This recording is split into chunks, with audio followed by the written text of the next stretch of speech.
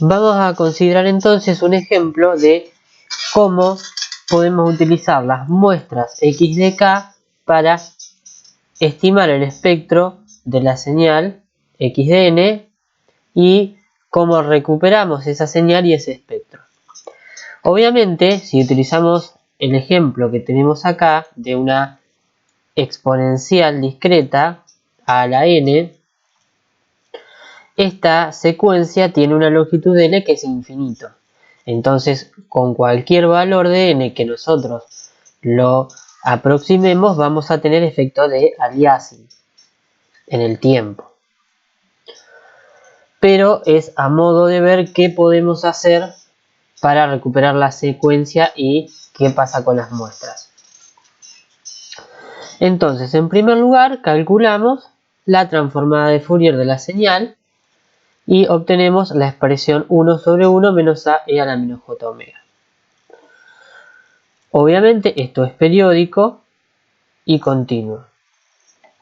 Tomamos las muestras x espaciada en 2pi k sobre n y obtenemos la expresión de x de k. Esta expresión es válida para k entre 0 y n-1. A partir de eso y utilizando las ecuaciones 4 y 8 podemos obtener cuál es la x periódica que recuperaríamos con esa transformada. El resultado al que uno puede llegar es a la n por 1 menos a la n en el denominador, en el rango de interés. Es decir, este factor que tenemos acá dividiendo, o 1 sobre ese factor multiplicando, es el que nos provoca el aliasing. Como a está entre 0 y 1, si n tiende a infinito, este término tiende a eliminar el efecto de el aliasing. Lo cual tiene todo el sentido porque si n es infinito, n sería mayor o igual a l y no tendríamos aliasing.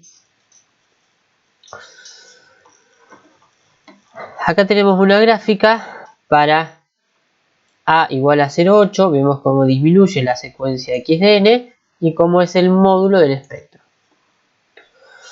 Vamos a ver qué pasa con la secuencia recuperada para n igual a 5 y n igual a 50.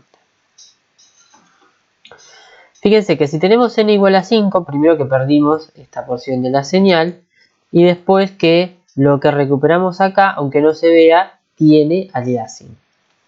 Cuando utilizamos un valor de n más grande, vamos a ver que la secuencia recuperada se parece mucho más a la secuencia original y parecería no percibirse demasiado el aliasing, pero sigue estando el efecto del aliasing.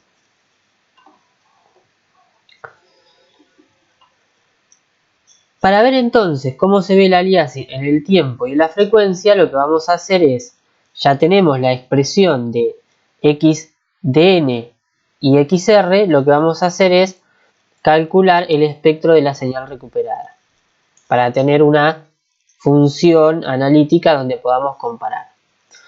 Haciendo el mismo procedimiento que hicimos brevemente en la etapa anterior, obviamente vamos a llegar a que el espectro de la señal recuperada difiere de la señal original. Obviamente para los valores en el que tomamos las muestras no, pero para el resto sí. Gráficamente lo podemos ver acá. Tenemos en la curva que está en negro el espectro de la señal original y en azul el espectro de la señal recuperada. ¿Sí? Fíjense que coincide en los puntos en los que tomamos las muestras, pero en el resto de los valores presenta aliasing. El efecto del aliasing que es que no coincida con los valores originales. Y para que veamos, la secuencia también difiere respecto de la recuperada. Entonces, como conclusión, si tenemos efecto de aliasing, aunque coincida la transformada en las muestras, no va a coincidir en todo el rango del espectro y tampoco va a coincidir la señal. Esto es un problema similar al que veíamos en muestreo de reconstrucción. A modo de resumen podemos ver entonces que si nosotros tenemos una secuencia discreta que tiene una transformada z, al evaluarla en las frecuencias obtenemos la transformada y al evaluarla dentro de esas frecuencias en las que tomamos muestras tenemos la DFT.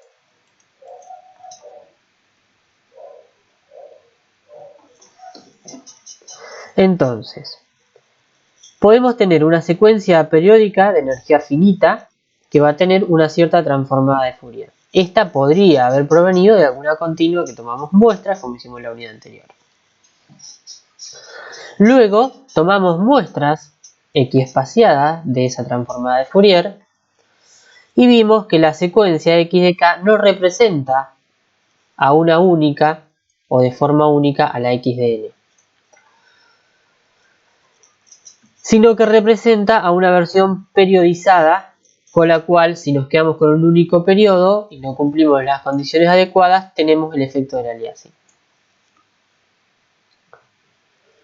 Pero si la cantidad de puntos que tomamos es mayor que el L, simplemente con quedarnos con un periodo de mi señal podemos recuperar en forma adecuada la secuencia original.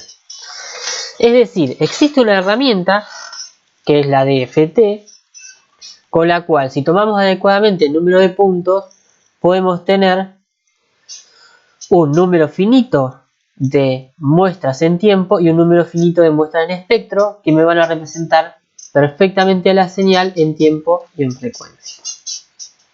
Y fíjense que si nosotros tomamos mayor el valor del L, lo que estaríamos recuperando es una señal que tiene n-L0 más. ¿Qué efecto tienen estos n-L? Que se llama rellenado de ceros. No nos proporciona ninguna información adicional, si nos representa una mejor visualización del espectro. ¿Sí? Entonces la secuencia de la transformada de Fourier va a quedar expresada de esta manera, ¿sí? Donde rellenamos en lugar de hasta n-1 hasta l-1.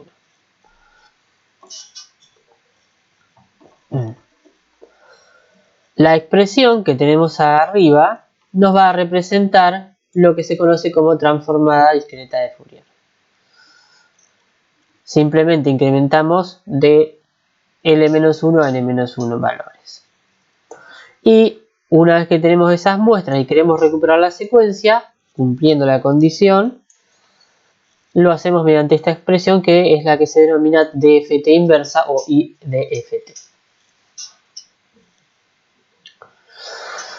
Bien, para afianzar este concepto vamos a ver un segundo ejemplo donde vamos a considerar una secuencia x de n que tiene valores 1 en el rango 0 a l-1. Consideramos la transformada como la sumatoria de 0 hasta l-1, calculamos los valores y tenemos lo que nos da la expresión que está ahí. Gráficamente sería esta función que está acá para un valor de L y su fase. Las muestras x de k quedan dadas por esta expresión que está acá. Nosotros lo podemos después implementar numéricamente y vamos a ver que es más simple hacerlo numéricamente que con las ecuaciones. Si elegimos en particular n igual a l, vamos a ver que x de k nos queda un único valor. Es decir, que con un único valor podemos representar todo el espectro y recuperarlo de forma exacta. Queda como ejercicio al lector verificar que x de n se puede recuperar a partir de la IDFT de L puntos. ¿Sí?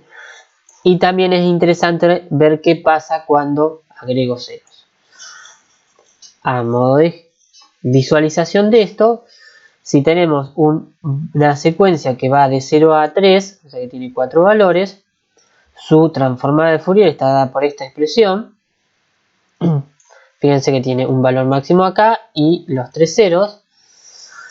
Si tomamos las muestras justo con la longitud de 4, nos va a quedar una muestra que vale 1 y todas las otras muestras que valen 0.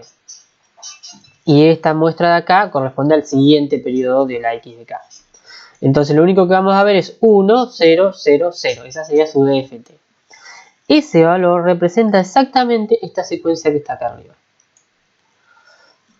Si nosotros agregamos ceros, que es lo que se llama relacionado con ceros, lo que vamos a ver es que tenemos el valor original con los ceros que habíamos tomado y además puntos intermedios de los valores del espectro.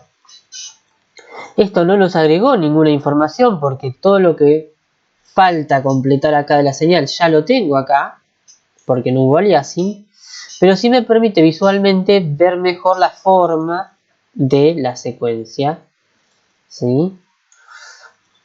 Y si agregamos más ceros, vamos a ver que agregamos más valores intermedios, ¿sí?, a los que ya teníamos. Eso es lo que se conoce como el efecto de rellenado con ceros.